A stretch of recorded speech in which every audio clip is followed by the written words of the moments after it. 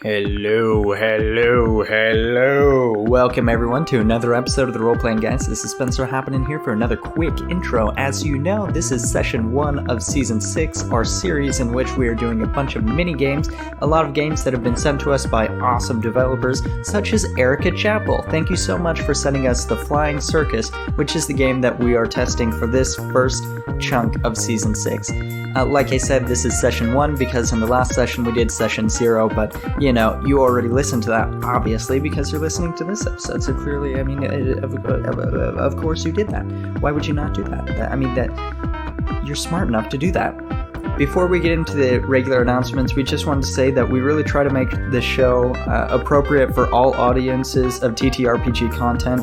That being said, we're not perfect, and sometimes we say things that are inappropriate or offensive, and if that has happened to you, please continue to reach out to us, or if we say something that makes you feel uncomfortable, please let us know. We seriously consider every comment and suggestion that is given to us. We always try to be positive members of the great TTRPG community.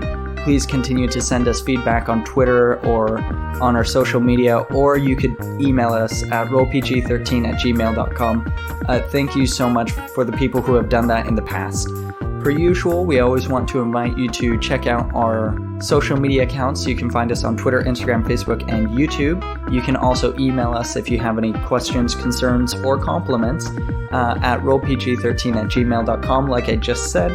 You could also check out our website, which is rolepg13.com. Thank you so much to our patrons over the land of Patreon, Brad, Jules, and Steven. You are the ink cartridges to our printers. Without you, we would just be machines, kind of making a lot of noise, but not really accomplishing anything. As is becoming pretty customary in our episodes now, please don't forget to take care of yourself during this global pandemic, during COVID-19. We strongly recommend getting your information from reliable sources such as the World Health Organization. They know what they're talking about, so if they say it, that's the best bet of the information that you're going to get, so always check them out. Thank you so much again for listening and spreading the word about the show. Let's get to the episode. Reverie Hills by Luke Marchand. Mid the human race, there's a special place for the boldest pilot's souls, when their grand designs run their final test or they've flown their last patrol. When those who've never dared to fly feel mortality's terrible chill, they are, each of them, dragged to their place in the sky by some spirit or deity's will. But to those who have flouted gravity's force and shun angels for flying machines, well, they chart for themselves a different course to a land of Elysian greens. Its hills roll on for uncountable miles 'neath an endless summer day's light, and the higher one climbs, the more it beguiles that distant and comfortable sight. And the air is as clear as the youthful dream that some distant day you too might fly, and eternal you'll bask in a goal achieved as you soar through a flawless sky. You'll not lack for company, that much is true. All manner of friends dwelleth there. Whatever their story, their sex, age, or hue, of this fabled place each has their share. Be they pilots cut down on their morning sortie, or felled when they first took to air, what counts is their courage, their glory, their dream, these things that have carried them there. And far greater still, on the hills below, with their shining eyes fixed up above, stand fathers and mothers, friends lost long ago, the tender face of a lost love. And they'll marvel at you as you sail through the skies, call your name as you pass overhead, but they'll fruitlessly yearn to join you and arise, and you to join them and descend. For in order to soar o'er the mortals below, a pilot knows weight must be shed, and their spirit, left floating wherever they go, will pass over heavier heads. When they each cast off, they were outward bound. They will never again make for home. Their planes took them up, but could not set them down. Thus rootless forever they roam. For the skies may be clear, and the scenery grand, but two things guide each pilot this way. The dream that some long-distant day they will land, and the hopeful voice calling their name. Oh, that's what gets the people going. Okay. Welcome to another episode of the Role Playing Guys. We are continuing with this exciting game called Flying Circus. I am Nick, the GM for this particular game. With me we have Rebecca playing the Skyborn Indira. Hey everyone. We have Tyler playing the soldier Wolfgang. Hello. And then we have Spencer playing the the worker Oscar. All right. Ooh, that's a new one. I don't know if anyone wants to give a recap of last time. It was basically a session 0. But yeah, it was a really good session 0. We almost came up with a name. We actually did come up with a company name. I almost had a character. We actually have a company name now. We determined this outside of the episode. It's going to be, the company's name is going to be Spirit, which is an acronym for Sky Pilots Independently Flying into Trouble. Riding into trouble. Riding into trouble. Good gracious. Otherwise, we'd be Spiffit. Riding into trouble. Look at them Spiffit. Wow, look at them Spiffits flying. I can acronym. Dirty you think? Spiffit over there. Can you though? Can you really? Shut up. Anyway. Hey. Oh, we're witnessing a marital dispute. Oh boy. Yes, the couch is quite comfortable. Thank you. Sorry. Go ahead. Okay. Also, my character, quote unquote, in the company is Carl Trenton Webern. Hi, Carl. I'll just be the business person for Spirit, Sky Pilots Independently Riding into Trouble. Or Spiffit. I kind of like Spiffit more. Anyway, but yeah, so... Wait, we have a Trent on our team? No, you have a Carl. Shut up. Come on. Also, no, it's Trenton Webern. Carl Trenton Webern. I don't trust this guy already. That bastard. He's not on my trust list. My gosh, you guys, stop. Despite me trusting everyone, I do not trust Trent. What's his background? His background is like stabbing people in the back, being a dirty rat. Whoa. Okay. Anyway, that's Trent. The company of Spirit, the Spirit company has 4 planes, 3 rotary biplanes, and 1 2-engine heavy bomber, which Wolfgang brought in himself. So, all right, yeah. So you guys are. I hope we have the combat and everything system down. We'll see what happens. You guys are here for another day. You've flown a few missions before, and you're all. Where are we? You're at the headquarters, basically.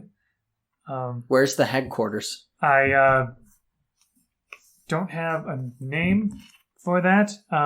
Somewhere in the hilly, Liechtenstein. Somewhere in the plains countryside area of Himmelgard. But yeah, so you're in the hangar. There's a few other employees. There's several attendants and a few mechanics and things like that, and people like that. But you're all gathered in a meeting with Carl, and Carl briefs you on. He tells you that a job has come up, a rather special job actually. All right, so you all have we've had several smaller missions, which is good. A special job has come to my attention. There is a village that has heard rumors of a dragon in their nearby forest. What they want is for people to... they want some skilled pilots to go out and investigate the place. See whether the dragon is ask around, ask whether the dragon is a threat. Ask for a general location of where that dragon might be. And then whenever you feel you're ready, you're free to go out and deal with the dragon if you believe it is a big enough threat. Which, as far as I can tell, there have been reports in many towns actually of this beast terrorizing townsfolk, taking livestock, that sort of classic thing, right? So yeah, go to the town, ask around for more details about the creature. If you feel confident in taking on the dragon with your biplanes, you feel free to do that. If you want to work together on the bomber, if you feel that is necessary, you can also work on that. Work with that as well. What would we do with a bomber? Would we go over it and drop bombs on a fire-breathing dragon? Yes, I mean that is the general intention. If you feel it is necessary, that is. We would bomb its nest until it's submitted. Its neck? No, it's its Why nest. would we bomb its neck? I need to write down your guys' names anyways. Character I don't names? understand. I know the characters' names. What are you talking about? Wolfgang, why would we bomb its neck? Because, Oscar, we must bomb the nest. Nest. The nest. Not neck, nest. Not the neck. I mean, we wanted to hit the neck, but if it's not possible, then we bomb the nest. Maybe it would fly away or go somewhere else. Okay. We bomb the neck. All right. And Wolfgang just puts face palms, just like, oh, this is Dunkov. But yes, certainly A dunk-off. it's not clear. Who you calling a dunk-off? It's not clear exactly where the dragon resides, but the people in the village will certainly tell you. I also do have a contact out there. If you ask for Mona, then you can ask her for more information. Well, no, All Carl. right, I do not talk to the people. I let Zendira do that. She is the nice one. All right, as you like. Just Okay, giving you the mission. talk I to think them. that this sort of mission will do wonders for our little enterprise here. What are we waiting for? Let's get out of here. All right. So yeah, no further questions from any of the other characters. Oscar, load up the plane right now. Okay, sheesh, Louise. All right. What planes are you Doing guys my taking best. for right now? Are you just going to go all on your rotary planes, or did you want to take the bomber already, or I'm what? not gonna lie, if we all go in our biplanes, it'd look kind of badass. Also, I will say That's- that I chose the bomber partially because it allows for 3 people to sit in, so all 3 of you could operate that one That is true, aircraft. and it has the machine guns.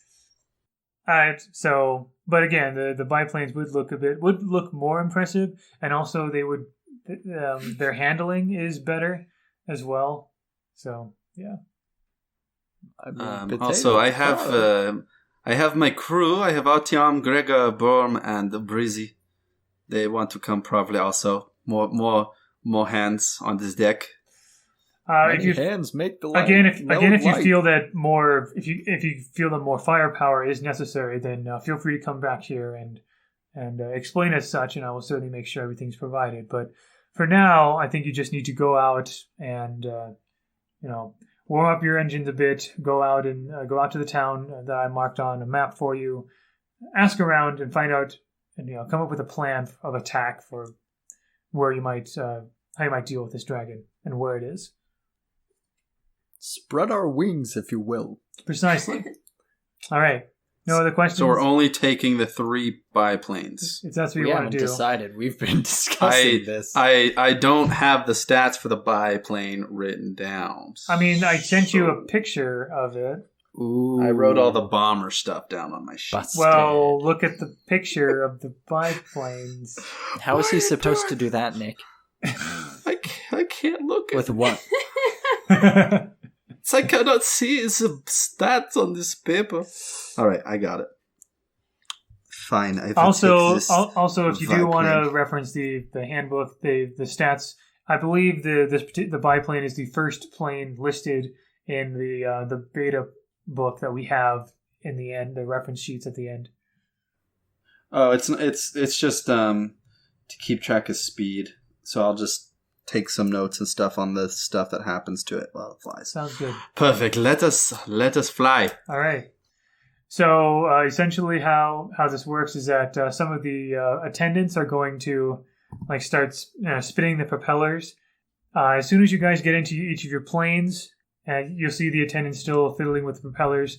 Each of your attendants will shout to you contact when they're ready to spin the propeller one more time to start the engine. And when you guys hear that, that's your cue to, when you're ready, switch on the engine. And then you can say switch, or I think you can say switch on or things or something like that.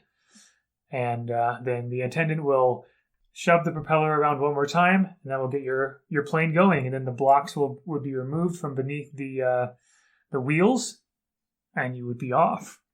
So do we have like a comm system or something so we can talk to each other while we're flying? So got hand signals. It's really more like hand signals or flares, actually. Great. Yeah. Great.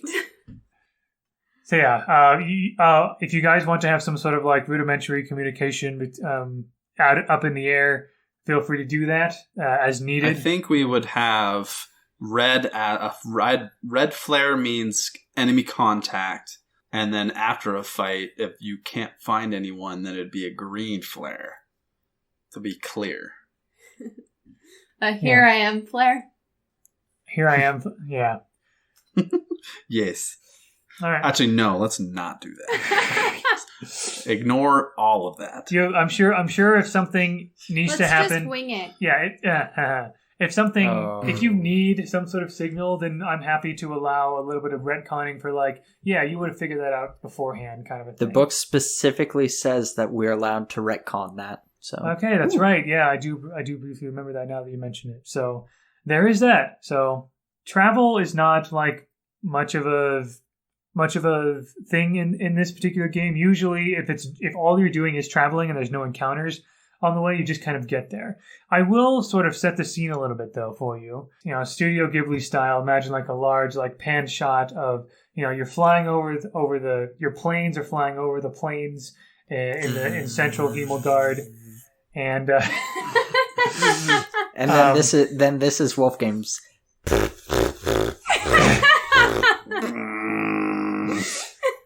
You can see the shadows of each other's planes, kind of like, you know, going over the lakes and villages and everything. Ahead of you, you see there's a lot of forest area that's starting to come up. You do notice one thing though, as you start to go in a certain direction, in sort of out on your left. You're going north. Out on your left, on the west, in the west side of Himmelgard, towards the west coast, you see a large shape. It looks like a very, very large building or warehouse, but larger than any building you've seen. Kind of, and it seems to be slightly shifting a little bit. Is this on the ground or in the sky? It's on the ground. Okay. And we're not anywhere close to the town that we're supposed to be going to, correct? You're not quite close, no. You'd probably be about halfway in your journey by now when you've seen this. I'm going to hand signal that I spot something. I'm going to make goggles over my eyes and then two rock signs facing downwards. Down to the left? Yes. Okay. Oscar is in front of you. He doesn't see the hand signal. Oscar! Surely, if nothing else, like hearing one of your companions like kind of swerve to the left a little bit would draw your attention as well. True. I'm gonna fly like on top, like flip my plane upside down so I'm above Oscar. Be like, Oscar! Oscar! What? What's going on? Who's calling my name? Am I that close to death? There's a big building that is moving over to the left. Is it the dragon? No. It could be the dragon. A big moving building. Could be. I don't know. Maybe. Have you talked to Indira about this? No, she is paying attention. You are not. I begin to fly over towards the dragon. Or whatever that shady figure is. Yeah, I want to get closer. All right. Yeah. Does Oscar want to get closer, or is Oscar staying on course? Yeah, I'll do 3 left turns. Or 4 left turn. 4 right. 3 right turns. Yeah, that's it. I was going to say 3 left turns points you in the opposite direction. 4. Anyway, you turn around and you, as you get closer, it does look like a large sort of, like You've heard of clockwork men before, like basically robots made of gears. They're humanoid-sized and shaped. This looks like an especially gigantic one. It's not near any settlements, it looks like, but it does seem to be slowly, like, stepping towards somewhere in the northeast. Somewhere in the northeast. Like, that's the direction it's going. Does it have any emblems or, like, insignias on it? Is it just its own thing, maybe just stomping around? Let's see here. This is probably about the time where I would we would look at different moves, and I'm still trying to. This is the first time I've actually played like a Powered by the Apocalypse game, so I'm still getting used to like referring to moves and things like that. Surely there's one that there's has an to do air. with So there's an air patrol when you lead the squadron on a search. lead the squadron on a search. Okay, where did you find that, by the way? On my little cheat sheet, I have it under universal moves. Oh, right, you made a little cheat sheet for that. I keep forgetting you made that to list all our I'm trying to moves. see if there's anything else that would be pertaining to that, but it looks like that's the main one for searching. And we're supposed to we're supposed to scream "Switch on!" and then it hits our engines up to 1 RPM. Oh, I gotta move my engine. Oh yeah, the engine does go up to 1 RPM. I failed to mention that. Switch on. Yeah, there we go. Okay, so I'll do I'm gonna do the first move. Let's do a search and destroy move. Search and destroy? No, I'm just kidding. Air patrol. So it is. It says that it's a roll plus comm, and I have a +2 to that, so I will roll that. All right. So yeah, whatever you roll plus your calm stat. I got a 15, so I got a 13 plus 2, 15. That's pretty decent. So you notice some suits. That's the word. What the word was. You notice the card suit symbols. The two you notice right now are a black spade and a black club. Like the black club is like on his right shoulder blade, and you kind of see like the black spade sort of on where maybe like the right side of the forehead might be or something. But yeah, It's got face tattoos. You know this thing is for real, son. That's scary. Let's get out of here. Let's go. Let us run quickly. He gonna eat you. Snack, boy. He gonna eat you. So Wolfgang does remember that the Ostian Empire from the old world did often use card suits on a lot of its machines, like its war machines and such. But those suits were always in close formation, like they were always in a box 4-corner formation. Okay. And this doesn't look like it, or it looks like something similar to it, so it could be. It could be, but again, like the exact insignia is not there, but there is certainly that suggestion. And this is why I wanted to bring the bomber, so I could blow this up. It is moving quite slowly. We can come back and take care of it later. Look, I don't see why we have to deal with it. Live and let live. This thing isn't doing anything. This thing is the spawn of the devil. It was created by the devil nation itself. If we get too close, does it start to, pay attention to us? It doesn't seem to react. It does have very slow and jerky movements. I want to fly around it. You want to fly around it? Okay. Kind of scope it out a little bit. Are there people on it, or is it just a machine itself just chugging along? It's hard to tell. You could see where there could be places that might look like windows. For example, the machine's eyes, perhaps. You see a few in the head. You see a few other in the membrane, like holes, or they could be maybe decorations, or it could be like chips or something. But it certainly is large enough for people to work or live in. Okay. When Indira flies around, Indira sees that on the left-hand side, there is a diamond on the left side of the forehead and a heart on the left shoulder. Ooh, diamond in the rough. So either someone's trying really hard to make us think it's the... Ostian Empire. Or... it's something else entirely. Or it is the Ostian Empire. Or it's a remnant. Yes. Yeah, so Wolfgang was... So Ostia was the country that Wolfgang used to fight against and was a prisoner of war imprisoned by the Ostian Empire until the wars ended. I am going to mark it on my map so I know kind of where it is going and what direction. Take note of that, but I know we have a mission right now currently. So being a soldier, I would just continue on with my duty that's been assigned with us, but would like to come back and maybe investigate it / destroy it. So disciplined. All right. You know Sounds it. good. The rest of the trip is fairly uneventful. You make it to the town. What was the name of the town? The name of the town. Liechtenstein. Everywhere is Liechtenstein for you, isn't it? Liechtenstein. Oh dear.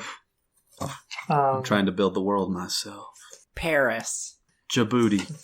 Wait, it's Never it's gets old. The town is called Leavenworth. Do you think it's on the rise? Gosh, no. I actually used the name of a real town in America for this, but yeah, I guess you could say. It looks like it's on the decline, actually. You know what else is on the decline? What? Your mother. You guys, My accent? No. You guys, diving down toward the town, so you can park your airplanes down there. They have planes parking? I'm not sure that I trust them with my plane. This thing is my baby. Well, not my baby. I mean, it belongs to the company. But yeah, you guys can land in in the outskirts. Wait, is there a move for landing? Let me look. Oh, I hope not. Probably gonna blow that. Wolfgang fails. Crashes and dies.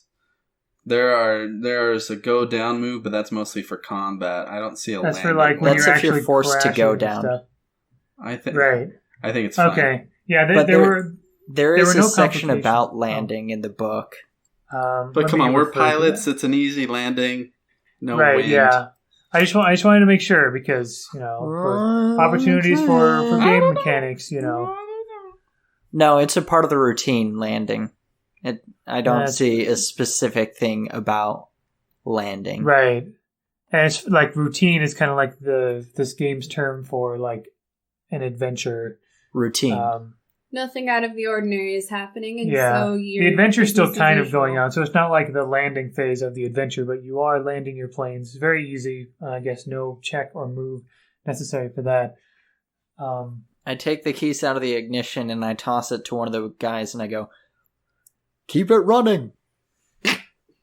No, I'm just kidding. That would waste too much gas. We have a shortage as it is. We can't afford to do that. I'll be back in a few hours. Of course. This is clearly a place that has not seen pilots very often. It's a smaller town, but it's got a good quaint style and culture to it. But yeah, you guys are in the town. You might, if you want to check out taverns or just talk to people in the town as you're walking down the street, that kind of thing. I'm literally just eyeing everybody. I have my rifle on hand because I don't trust any of these people. I don't know any of them, so I'm just watching the surroundings like we're going into something potentially.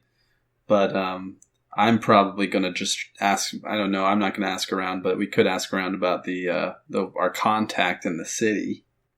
Mona. Yeah. Indira, do you want to do anything?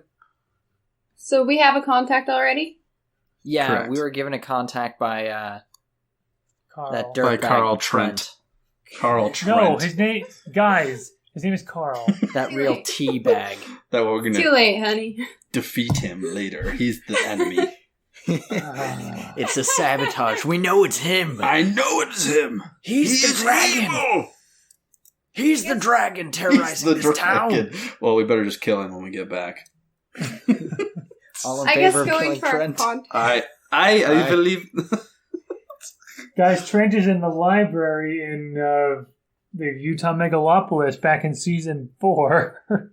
He's made a comeback. He really hasn't. I guess our contact's as good a place to start as any. You weren't given where to find Mona in this time. Oh, No. we're looking for Mona, but we don't Oscar know is where perfectly they comfortable chatting with people, so he'll chat people up. He's actually a pretty sociable fella. Look, we're looking for a woman named Mona, or a man named Mona, or somebody named Mona. With that name, in this day and age, it's hard to say who they are. Oh. Does anybody know who this is? I do not. Mona. So the first person you come across says, Mona. I don't know any Mona around here. Well, what's your name?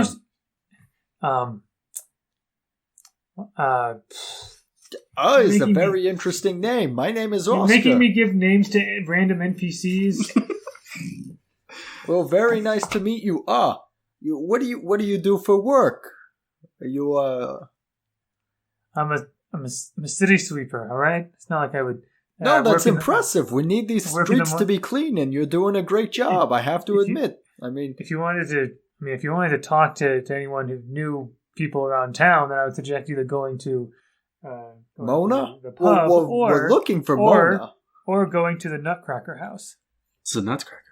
Is that a real thing, or is that something that you do to people who? No, it's a real thing. Is that similar to the water pump? No, the Nutcracker House is, some people say it's the jewel of the town, which really isn't saying much. I don't know if the town is as good as you keep it clean here. You're doing a great job, and I have to admit, I'm impressed. Well, thanks, I guess. No, thank you. Who lives in the Nutcracker House?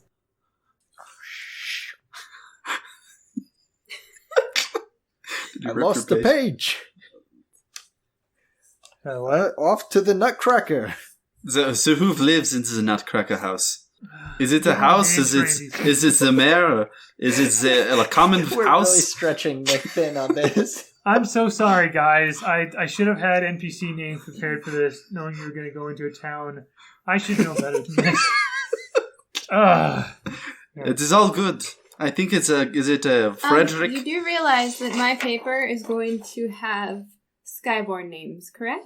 It Frederick. gives me inspiration. Yes, but the Skyborn names are very different from the other Smith. names. It's John. Heigl. Heigel's a good one. I like that. How about Schmegel. Rebecca? Oh, here we go. Hey! Rebecca lives in the Nutcracker House. That's where you'll find Garen Becker. Oh, Garen Becker. Oh, And who is this Garen Becker? Thank you very much. So now, if you'll excuse me, I gotta go home and have supper. So, good luck, pilots. Oh, good luck to you. And I give him a salute.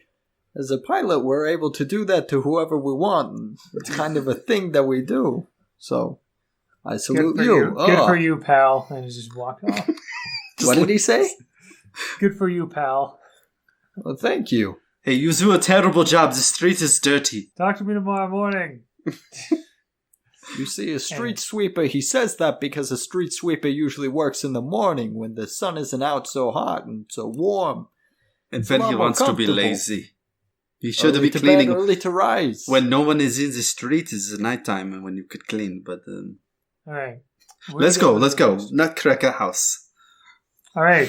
You go to Nutcracker House, and in there, it turns out to be a museum with just nutcrackers. Oh, I thought you were going to all say over nesting eggs. No. Museum of Nesting Eggs. A bunch of nesting The Nutcracker eggs. House is where you see a bunch of nesting eggs. No. It Interesting is actually, it's called Nutcracker House because it is a house that is partially converted into a museum full of nutcrackers, big and small, and of all different sorts of styles. Interesting. And so, yeah, you go there and you see Interesting. you They're see nutcrackers. So they have samples where you can break the nuts with the nutcrackers. actually, you find one that's 5 feet tall. What? large enough for you could fit a coconut or a watermelon in there. Zendira, put your head in that. I will try this tool back here.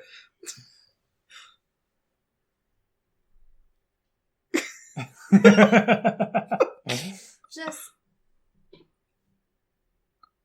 And she turns and walks away. She's incredulously. She's in her sassy mood, Oscar. No, I think she just doesn't want to get her head smashed by a giant nutcracker. Okay. All right.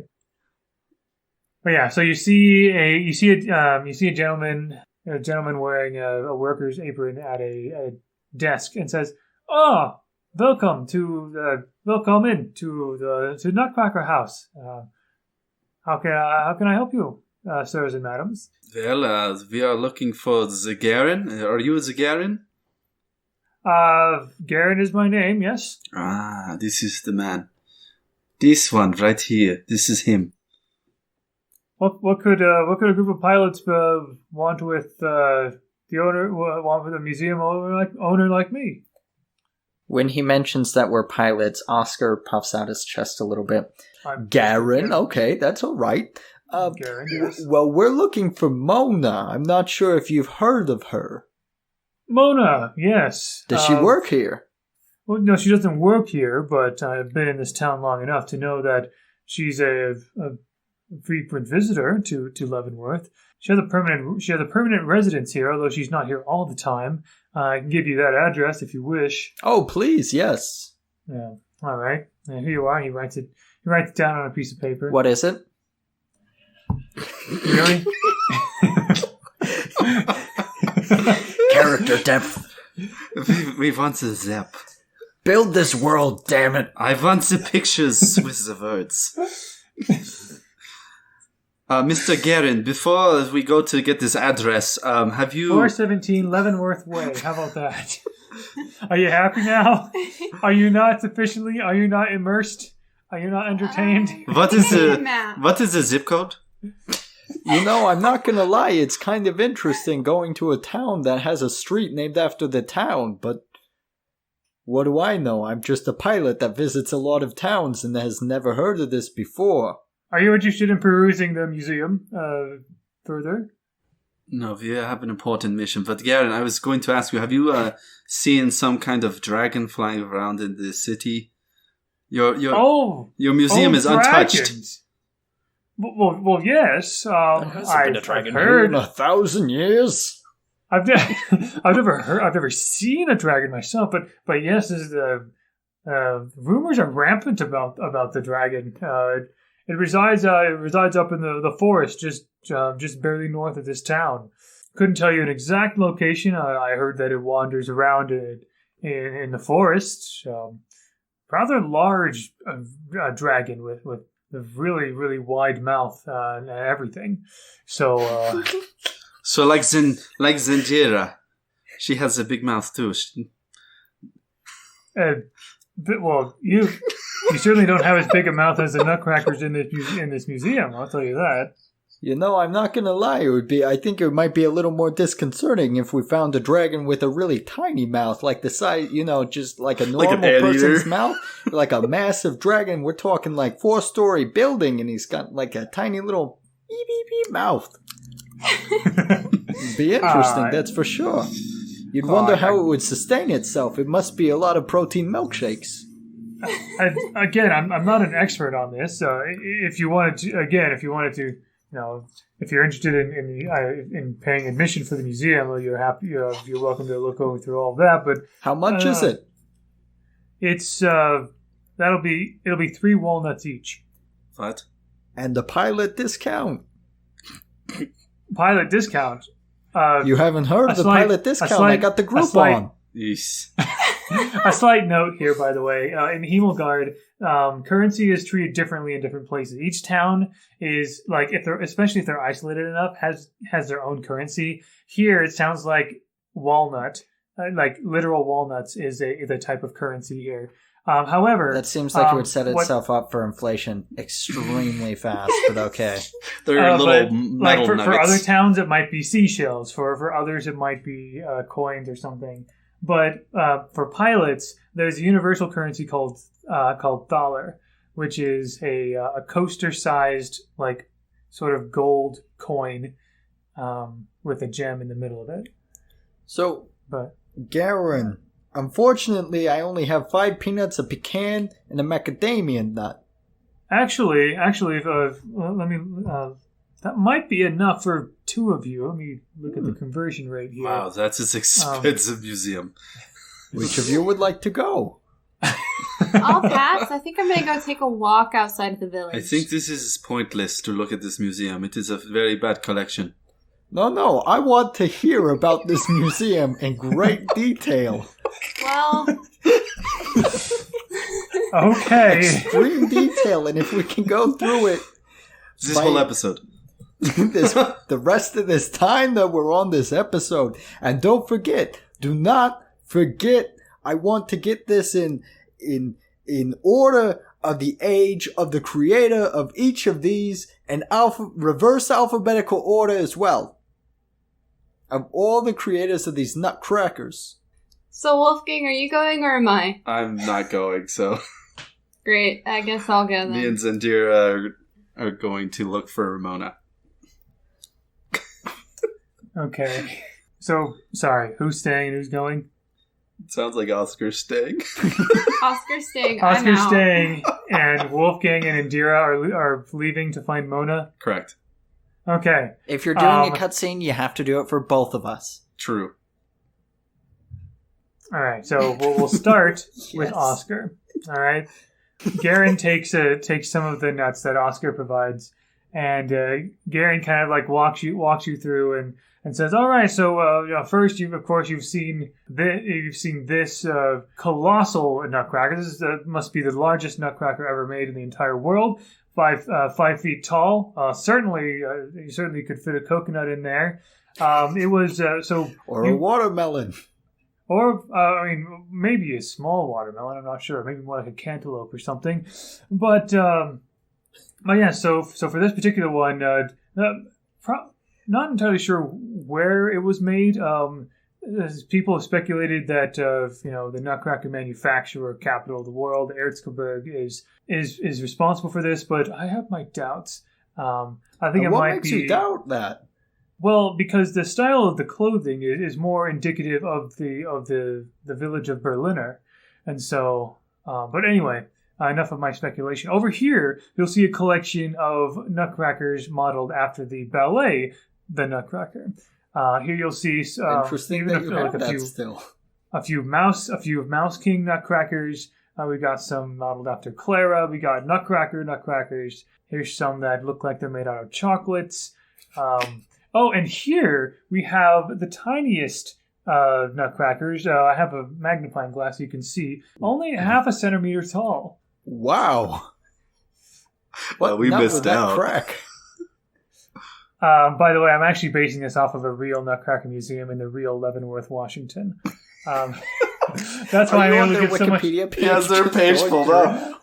I was on its website. If you guys live near Leavenworth, Washington, definitely check it out. I've actually been there myself as well. That's There you go. So Real they- experience right there.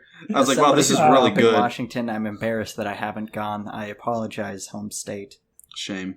It's also Leavenworth is actually pretty cool. It's got a at least part of the city is very strictly Bavarian in style.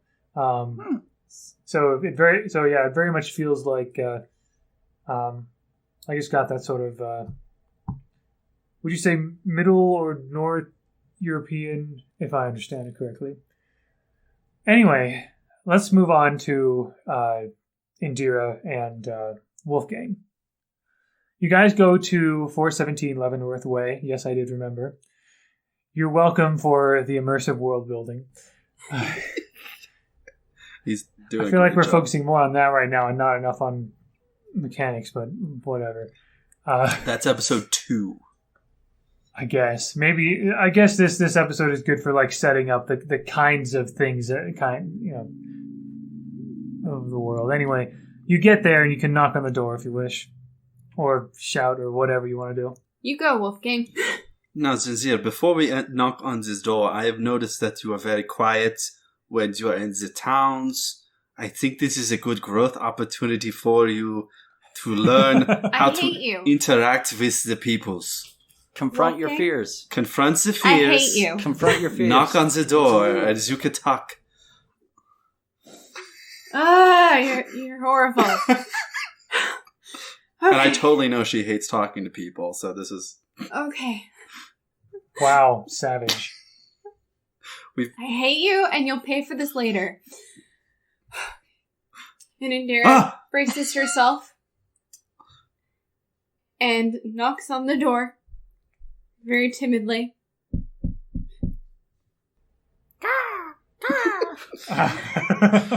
Waits a couple seconds and is like, "Oh, nobody's home. Let's go." No. You hear footsteps. Dang it! Wolfgang just smugly standing like a few feet back, just like laughing. All right. The door opens and you see a middle-aged woman with long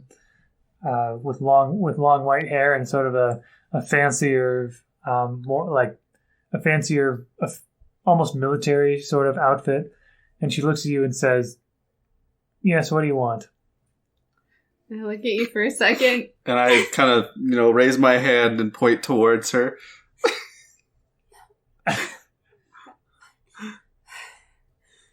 How about this? Let's start with who sent you. We're with Spirit. We were sent by Carl. About the dragon problem. Oh, yes. Carl. Yes, the dragon problem. Come on in, both of you. I think I take a stress level for this. Yeah. You all been trying to do that. Well, you're going to get free XP there, so you're welcome. So how does stress work? So here's how stress stress can be a good thing in moderation. You'll notice you gain experience points when you gain a point of stress and then you relieve that stress. Right? Yeah. However, once you reach 5 or more stress, you cannot gain XP. You have to deal with your stress until you get it to a manageable level before you can get XP. Now, Nick, this is a question. If you're over 5 and you are able to clear it so that you have 5 or 4, say, does that additional XP add in for having more, or is it just 0? I don't remember. That's a good question. So, would there really be something that would let you clear 5 stress all at once? Because I can see how different things could help with that and add up to 5 or more. Kind of what I'm thinking is, like, let's say you have 4 and you get 5, you do an activity to clear it. Would that give you, let's say you clear 2, would that give you 2, or you would only get 1? I don't remember if that was in the book or not, but not important, but we can get that later. Stress relief, here we go. So you can't spend XP. It is, you can burn it to get more XP. Oh, that's right. But you can't spend it until you Once you hit 5 or more stress, your character is officially stressed. Things are starting to get to them. It's affecting their daily lives. When you are stressed, you can't spend XP. You need to be in a more level place where your character can work on themselves and improve. When you reach 10 stress, you end up burnt out. You write that down and so forth. So if you do clear out, if you have 5, you clear it out, you still get XP. Okay, cool. Yeah, a little stress is good because stress removed is converted 1-to-1 to experience points. Cool. Actually, I guess it even is when you are stressed. It's just that you can't use the XP until you manage your stress. She's got 1 stress. Which is... I already have 3 for existing. Oh, dear. We walk in. I start with 3 stress. We're going to walk into that sweet house. I'm going to take off my nice aviator's jacket and put it nice and folded on the hook. All right. So Mona leads you inside, and you see that she has an office area in her house or in her apartment.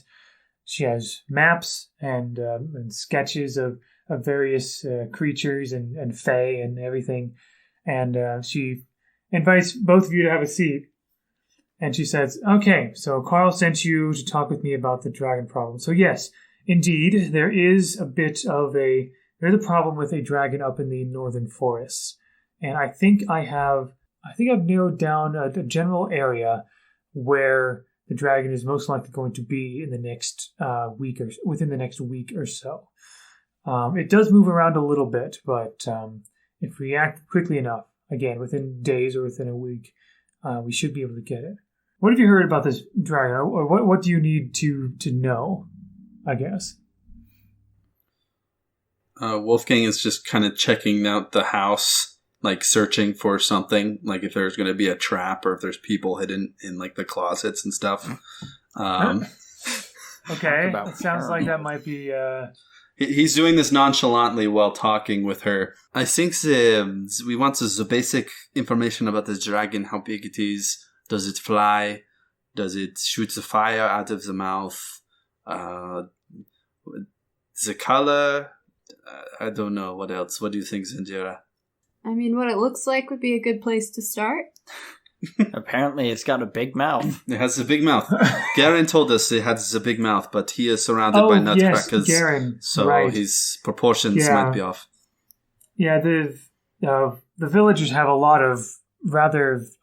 there's a lot of strange rumors going around, and these villagers, like they certainly do mean well, and they're good to talk about the large fantastical creatures near their homes, but most of them have the wrong idea. A lot of them seem to assume that because it hasn't done anything in ever, that it's a benevolent dragon. I have reason to believe that is not really the case. At least especially not for the village in the surrounding area. For what's good for it, anyway. The dragon is known to... So it's not a conventional dragon. It is rather large. It's probably about 25 feet tall. Strangely enough, it does not fly, actually. It can jump very, very high, though. And sometimes its very loud roars can be heard everywhere. It is able to manipulate the forest to its will, which could pose a bit of a danger there. Pretty much any vegetation, actually. It seems to be some sort of a... I don't know if it's connected with the Fae, perhaps, but... So it's organic. The dragon? Organic? Well yes. What would make you think it wasn't? What, you think it's some sort of clockwork dragon or something? Just making sure. Well... Do you think the thing we saw was the dragon? Okay. What thing you saw? What? Never mind. Nothing. Did you see something in the forest? No, we saw this big machine on our way here. It had diamonds and hearts and the spades and the clubs on it. Must be some did I say Ostian? Yeah. Must be some Ostian wannabes or something. Probably not really much of our concern as far as I can tell. I can see two approaches. You can either approach the dragon on land, by land, and I could possibly see if I could provide you some firearms, or the only aerial assault that would be effective would be dropping a payload on its head. That's what I thought. That was my plan. Okay, excellent. I can certainly include on your charts where you can find it, and also. You'll know you found it when you see trees, like trees moving, it's moving trees to get out of its way. And also when trees get sort of bigger in its presence and then slightly smaller when it leaves. So when you see a strange bulge in the forest itself, that's where you'll find it. Also, another thing, as I said before, the villagers have many crazy ideas about this creature. Don't listen to them. They have not done any of my investigation. Do not under any circumstances believe what they say about its apparent nature or whatever. They're just trying to lull themselves into some false sense of security. You understand? No, I believe you. For now. For now, well, I'm going to ignore that. I mean, they are ground pounders, so... Ground pound. Oh, you must be one of the Skyborn, right? Is that a problem? Oh, no, not at all. I have high respect for the Skyborn, actually. I've made, back in the days of the old world, I used to pay visits to a lot of those air colonies up there. I'm sorry, if you didn't know, I used to have be a person of a high royal standing before all of the wars, and all the empires and the old powers kind of got knocked down. But I used to be Princess Nuke. I think you may have passed through our airship. If not me, then point. certainly someone in my family, perhaps my uncle or my mother or something. But those days are past. I just anyway. What yes. kingdom was that again? I did not remember. Ostia. I hope so. Actually, no, I had something else in mind for that. Shreveport. It's more of the, so it was well, not as large as Ostia is. It was a smaller, some might even call it a barony. It was the Grenswig estate. Grenswig. We called ourselves an estate because we weren't quite big enough to call ourselves empire or kingdom or anything like that. We were close though. We were quite close to that point before things happened. But I am certainly making do now. I'm making my own way. But yes, a large furry beast. Dragon is a bit of a loose term, but I would call it that. It's big. It roars. It's territorial. It's the cat bus from Totoro. It is. I'm assuming. That's out of character. Yeah, I'm just like the cat bust from Totoro. No, she says That's that. what I'm getting out of this. Zendira says that. It's from the show that she watched as a kid. There wouldn't really be TVs here. I don't know. Now, Mona, now that we have all the information, there is the talk of the payment. Payment, yes. Upon the Dragon of Annihilation, I have $10 ready to pay to Spirit. $10 for one dragon. That needs to go up a little bit more. You think so? Yes. $10 is quite a lot. You could buy quite a few planes with that, Yes, but we could lose a lot of planes in this. Not if you fly high enough. Like I said, this dragon creature does not fly. How about you add $15? I'm willing to go 12. Can I make a negotiation move? I think this might be Negotiate a press contract. the issue.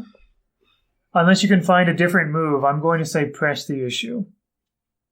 Here we go. Ground moves. It's underneath stress relief. Press the issue. When you try to get somebody to do what you want with money, pay their price and they'll do it. With intimidation, with honest reasoning, with lies, or whatever.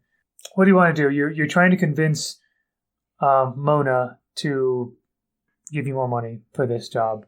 So do you want to intimidate, or do you want to try to reason with her? I'm probably going to be more intimidating, just as my character. Okay, this will be a roll plus hard. Nice, that's my best one. Oh, that's 7 plus. That's only a 10. Oh! She says, "I think I'm gonna go for an 11 if you're gonna act that way around me." Oh well, I guess that's what we're going to have to take. Bummer. Well, we got one more, so that's good. You say that. I would think so. Fine, we will go with 11 unless Zendira, what do you think? 11 is great. Excellent. I'll make sure to prepare the payment as soon as either you provide proof of the beast's demise, or I hear sufficient explosions out in the appropriate area. Well, that sounds good to me. Let us do the Corona elbow. I mean, in this world, a simple handshake will do. Yeah, I'm joking. But, we're gonna shake hands on the deal. Yeah. All right. Excellent. $11 for the dragon. Thank you. I look forward to seeing results. I've heard good things about you folks from Carl. I know this will be good for your business. Yes, it will. Thank you for your audience, princess. And I do a slight little bow and leave. I will leave with him. All right. Excellent. At about this time, Oscar would also be done gawking at all of the nutcrackers as well. Yeah, you would all meet each other out on the street. You know, to be honest, I don't even really like nutcrackers. Was it worth the walnuts? Hey, I would say yes. Yeah, I do believe it was worth the walnuts. It was long. Boy, it was long. Garen certainly took you on a tour, and also took you to a gift shop where you could purchase any lots and of look at different this. kinds of nutcrackers. I as pull well. out two little nutcrackers that are cats. This is perfect for Nice. Garfield and Lucifer. They're gonna love me. I forgot that's your cat's name. That's great. Gonna be the best papa in the world. Anything else you guys want to do while in Leavenworth? It is true. Well, Leave. Oscar, we've learned that the dragon is in the North Forest. Mona, she gave us the directions on the map, and we are getting 11 thaler to kill it. So now we can go back and get the bomber and the sheets out of it. I would have expected 12, but 11 is okay. By the way, it is also starting to get dark as well. Oh no, I'm out. I will sleep in the forest if I have to, but I am out of this town. Oh, come on. Let's stay here. Take a load off. It'll, It's true. There's taverns for drinking and brawling. it'll probably only cost a handful of cashews to stay for the night. Cashews. I'm all out of cashews. Fine. If- How long is a routine? As long as you need it. Well, a routine is more like the game's way of saying adventure, essentially. Okay. Why? If I spend more than one routine in a town, it stresses me out. You're not quite at the end of a routine just yet. Okay. Just checking. No, I don't think enough has happened. I'm going to start looking for the place where we can rest. If there's a hotel or a hostel or I don't know what there would be in this town. There would certainly be a modest inn with a connected pub, so you could certainly go there. All right. I'm going to head towards that. Well, we can find some living expenses. We can use it to get into this inn. Actually, the remaining nuts that Oscar has and whatever else you guys have would also be enough to provide you guys room and board for the night. Because, again, like the economies in the towns, pilots aren't usually as concerned about that. They're more concerned with like the economy of Thaler. True. I do not like these nuts and these cashews. Pull out my trail mix. Luckily, I have a whole bag of trails mix in my plane. I would say that seems like a very risky thing to do here. I mean, you got... Well, we need some money. Well, I mean, it's not risky in the sense that you're getting rid of your trail mix. It's risky in the sense that you might get mugged. I mean, look at where we are. Do any of you guys want to do anything like while you're at the pub or the inn or anything? Do any of you want to relieve a little bit of stress? Although some of you probably haven't taken that much. at this Surprise, point. surprise, Right I now. do. I got 0. You be quiet. You be If quiet. nobody minds, I'm gonna vent. I'm gonna complain about the circumstances a little bit. All right, here we go. That, I mean, you guys take stress if I vent to you. That's why I'm asking. I mean, I can do one because I have 0. Okay. So. Look, Wolfgang, the thing is, I would have expected to get 12 out of this, and now we're only getting 11, and it's a little bit difficult for me to be able to pull this off like that. I don't think that I'm able to do something like that. My bones are aching. Look at me. I'm not a... I tried. I'm not a spring for chicken. I understand that you tried, but, you know, as our boss, I expect a little more out of you. I mean, I don't want to do this, but I can get the rest of the workers, and we can unionize a little bit and get ourselves out of this mess and start our own thing. I'm not speaking on behalf of me. I'm speaking on behalf of your workers, on behalf of my co-workers, on behalf of my colleagues, my associates, if you will. And the fact is, if you're not treating us well, we may have to go elsewhere. That's all I'm saying. It's nothing personal. It's just business. Oscar, you are like the intern of the organization. I don't know that I would say that. I'm one hell of a pilot. I have no idea. I'm assuming he is very good. Well, he's good enough to my own plane. be for Carl and Wolfgang standards for this. So, Oscar, do not worry. We can maybe renegotiate after we kill this Pilots dragon. don't come cheap. We could get 15, maybe. I tried to get 15, but Zendira was being a wuss and not talking at all, so she was not backing us That's up. another thing I want to talk to you about. I just don't think that Indira is talking enough, and we need to be personable if we're coming into towns. I mean, I'm not complaining about you, Indira. I'm just saying that you aren't doing it right. That's all. Does that mean she gets some stress too? I'm gonna turn around and be like, well, maybe if somebody stopped wasting their time looking at nutcrackers. What I'm doing is I'm building a rapport. I'm speaking to the people. I am building the largest grassroots with the nutcracker campaign guy that this world has ever seen in terms The of street pilots. cleaner, Oscar. I'm building the The largest Nutcracker Man. grassroots campaign in the world. We will be I need the your biggest financial support. pilot organization the world has ever seen. We will be a revolution. Oh, that's okay. We'll talk about this back at the base, Oscar. Let us get into the inn and settle down for the night. one of the locals kind of comes up to you and said, "Hey, I heard you talking about the dragon. Huh? Is that what it was?" So you are intoxicated, please. Yeah, what do you have? No. Please. Well, share. Oh, yes, please. I am. Please enlighten us. You want me to enlighten you? What are you You want me taking, to tell sir? you the truth? Yes, enlighten us. Oh yes, please. No, The dragon. not the dragon. Not we a need to dragon. know about...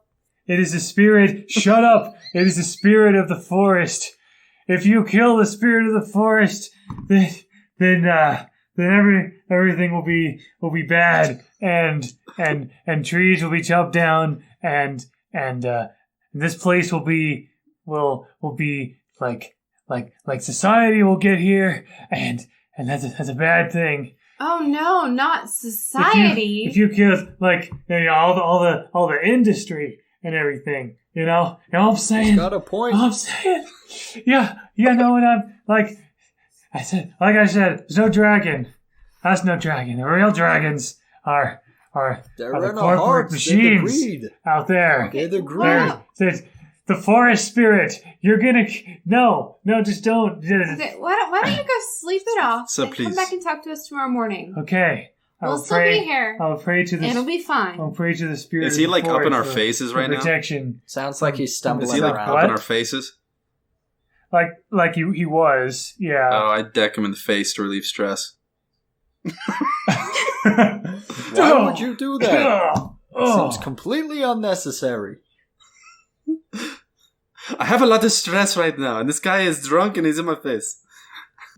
Actually, so here, this is gonna be. It sounds like a brawl move right here. Ooh. Yeah. So roll plus hard. Okay, here you go. 18 plus 3, 21. Ooh. All right. You get to choose 2 from the following list. Hurt somebody bad or hurt a whole lot of folks. Win the fight, whatever that means. Get out clean and relatively unscathed. Remove one stress. Choose 2 of those. All right, well, I'm going to choose win the fight and get out clean. And then I get to... My vent is picking fights with people. Okay. That's the most literal way to do it, Ty. You literally picked Yep. a fight.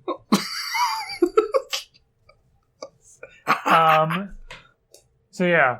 So it's so anyway, there are some consequences for not getting out clean, and so because you decided to choose that, I'm going to say that this was like seemed like some sort of town drunk that no one was really paying much attention to anyway, and so really you kind of like shut down a bit of a night's disturbance, if you will, like the rantings of this gentleman, whatever he was saying or whatever he was thinking on whatever he was drinking. So what's this spirit of the forest nonsense? Well, the guy is knocked out cold. Oh, I know, but I'm just kind of saying it out loud to the group, but not exactly keeping my voice down either. I don't know, but this guy is obviously very crazy. He is a nuisance and a threat to society, so we could ask other people. These are the type of people we need to help. Like, They're I being would say it loud rejected by enough that people society. around us could hear that comment. When you say that, a bunch of people kind of like look at you, but then just kind of like, they look at each other and then shrug and everything, and then just kind of go back. Have we found a tavern or an inn or? Yeah, that's what this is. Yeah. Okay. We can go in. Yeah. Now I don't have to drink tonight. I'm pulling out some tobacco, putting that in the corncob pipe that I've gotten, smoking it, and I'm gonna try and chat up the bartender or the innkeep or whomever. All right. After we get a room, I'm going to climb on the roof and stargaze for a little bit. Okay. That's Orion. But yeah, I guess I would say that's probably releasing some stress there for Indira. Since it's one of my familiar vices. Yeah. Is that Leo? Actually, since you're doing that, indulge in vice. When you indulge in a vice, add 1 to the vice track, then face consequences in the form of ongoing disadvantage or a GM move. What's the vice track? Is there is there not such a track? There isn't anything on the see a character track. sheet. I think there's like, the more you use it, it becomes like a harder thing that you become like immune to. Right. If I remember in the event The vice track. 0 to 5 marks how deep into debauchery your character has gone over the course of a night. It's marked in using the indulge in vice move and resolved with end of night. At 5 vice, the end of night kicks in. This is generally when your character runs out of steam and either goes bad or passes out in a ditch. I imagine that in particular probably won't happen this time. When you are addicted to vice, you take 2 stress. If you haven't indulged the vice by end of night, when you're immune, it merely adds 1 miss to your end of night roll. It does not increase your vice track. Okay. So since this is the first time in this adventure this is happening, maybe just mark it as 1. And then when you go back to that vice again, then we'll deal with the indulgent vice move. Oh, wrong vice. Wrong vice. Anything else? Wait, if one of my vices is flying, does that mean anytime I fly this happens? If you or fly, is it only when I leisure fly? When you leisure fly. When you Okay. fly just to relieve stress. Okay, that. Actually, I did fail to mention something as well. Each plane has a stress indicator. That's how much stress you take when you land it. Because flying in and of itself is actually a bit of a stress. Is a bit of a stressful thing because these machines tend to be unreliable. So it's 2 stress for these planes. Cool. Still So I have got 2 more stress. to blow. Awesome. Great. Well, Need to figure out some local customs I can outrageously mock. I assume And the violate. walnuts would be a good thing to mock. the walnuts Like, and the you spirit of just the like forest. your something? in front of them, just like. Okay, yep. I know what I'm doing tomorrow.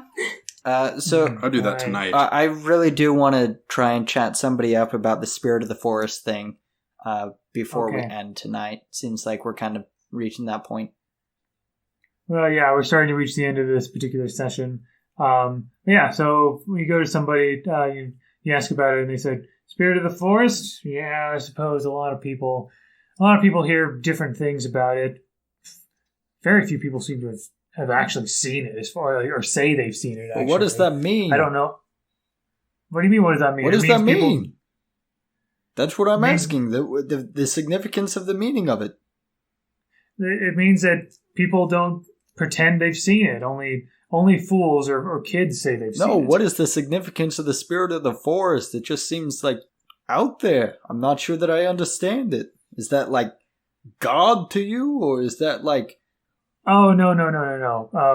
I think perhaps, I don't know. There's sources vary on whether it's like a guardian or whether it's a gardener or something, or whether it's just an alpha sort of creature of all woodland creatures. I don't know. But it is an entity that some of the older and maybe more traditional folks sometimes like to respect. What happens if it goes? Is it real? If it goes, well, I mean, if it was real, if it goes, then well, the forest is kind of well, if you take away a forest guardian, that means the forest is not guarded anymore, right? Whatever that might mean. Yeah, whatever that means. Who knows? It'll be fine. What about you personally? Do you want it? If it did exist, let's put that out there with the assumption that it exists. Would you want it gone, or would you want it here? Honestly, I've heard a lot more good things about it than bad. Actually, I don't know if I've really heard any bad things about it. If it did exist, it hasn't done anything to us. We do have fairly fertile soil here. I don't know if that has anything to do with it. Well, that probably is because the fact that you're in the valley of a volcano that was active a few hundred years ago. There's that. And fertile soil comes from volcanic ash. When I was a kid, I used to dream that I saw this thing. That'd be a volcano. But I don't know, man. Only those with hyperactive imaginations say they've seen it. Would you want to see it? Like if it were real? I don't know if I care, honestly. Bring it in town. Interesting. Seems like this town has got a lot of believers. Depending on what you mean by believers, and believers in what, you know. Like I said, sources vary. Some people say it's a dragon, some people say it's an owl, some people say it's a bear, some people say it's a combination of a few of them. I've heard some people say it's a cat bus. Whoa. I've heard that. Now that is just ludicrous. Who thought of that? The drunkard outside? I'm just saying. Yeah, definitely him. Oh, Yeah. Reginald outside? Yeah, he totally would have thought of that. Cats are really, really incredible creatures. If you've ever had a cat, believe me, they're incredible. They're beautiful. Able to do everything that you could ever want. More than a dog. But yeah, that's about all I know. Completely ignored. Just glossed over that. I don't know. I feel like Sorry, people sorry. here are really unhelpful. Sorry, it's just like, it was like an awkward silence. So the person's like, well, big gulp, huh? That's pretty much all I've got to say on that subject. Hey, Big Peter, refill me up, will ya? Oh, yes. What did you say? I want to brawl him. Big Peter, he's here. Big Peter. Is that like our arch enemy ace pilot that we need to defeat? The in bartender combat? here. Come on, guys. If I were to survey like the rest of the room, if I were to poll the rest of the room, would the sentiment be more or less the same, that the spirit of the forest is kind of a good thing? I'm gonna say this is, would you say this is a press the issue kind of a thing, where you're like trying to... Yeah, I'm trying right. to figure this out. I'm trying to like understand what's going on. Probably, I would imagine you'd probably be using more honest reasoning, like roll plus calm. Yeah, sure. I mean, as honest as a politician is. We'll go with that. Okay. Not honest. All right. Is one the ones place and the other the tens place, or is it just No, adding you add straight them up? both. Yeah, you just add them You both. add them up. Okay, so that is 12. 12. You added your calm? Yeah, so it was 10 Okay. plus 2. All right. So, I mean, I get to choose one from a list. And the list I'm choosing from is, again, press the issue is usually when you're trying to persuade someone or get someone to do something you want. In this case, I'm twisting it a little bit in that you're trying to get information out of people. So let's see. They'll need something from you first. They'll resent this, and that'll be a problem later. They'll do it, but only at the bare minimum. I'll do that last one. They talk a bit, but they don't offer. They offer some of this, usually some of the same sentiments in different ways as what you've heard already, but really nothing new at all. There are like one or two people who say, if it's a dragon, let's get rid of it now, before it becomes any kind of threat. Okay, that's good for me. I don't have anything else. I would communicate this information to the rest of my team, but I feel like that would be a conversation that would be best carried out in the next session. All right. So we will start the next session the next morning when you all wake up in Leavenworth, and you decide what you want to do. If you want to report back to Carl, then kind of make plans, things like that. So, all right, there we go. Woo!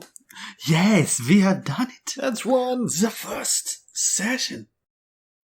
Hey, new best friend. Have you ever created something so embarrassing in your childhood years that it's now hidden away from everyone till the end of time? It's a good thing you listened to that instinct, because we didn't. I'm Emily, And I'm Erica. and we host a podcast called Grow Out of It, all about laughing at the stories we wrote in our youth. She gave them each a hard strike across the face. What?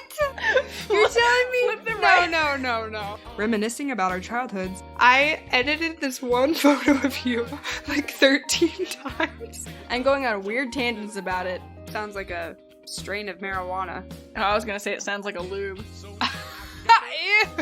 We also host guests who share their creativity with us. That's the thing that I thought was super badass when I wrote it. No, it's good. I mean, I'm terrified. Sure enough, 30 minutes later, the siren sounded the entire... He just sat there on the floor for 30 minutes. And feature underground music artists. Laugh and cry with us every Sunday on the Necropodicon Network. Necropodicon. Hard to pronounce, easy to listen. Dun, da, da, da, da, da, da.